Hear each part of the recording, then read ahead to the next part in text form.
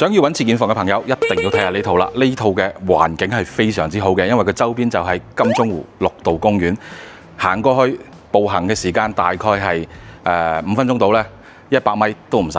咁 OK 啦。咁呢間屋呢，再整體同大家講一講，佔地160方，建築312方，1、2、3層半，天台有個大嘅露台喺度。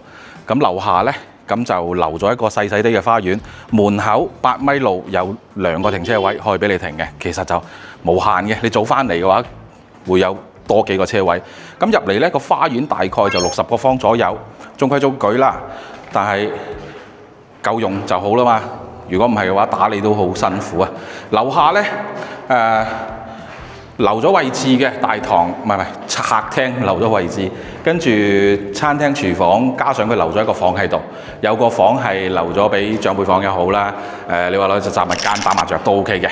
咁呢間屋整體3層半嘅情況下，有6間房，有5間係套房嚟嘅。咁分佈喺1樓、2樓、3樓。咁天台就有個大嘅露台，我哋帶你上去睇下個露台係點樣嘅。嗱，上到嚟頂樓，你睇下。近在咫尺就係金鐘湖綠道公園嗰個牌坊啦，入去後邊就係兒童公園 ，fit 唔 fit？而家上到嚟，補報數據先，160方嘅佔地，312方嘅建築，加上佢係3層半，一共有6間房，而且有5間係套房嚟嘅。樓下1樓有一間房，嗱，天台呢就咁大啦。咁後期你可以做個光伏啦，好似人哋咁樣做個光伏，又多個頂，又可以自己發電，夏天開冷氣。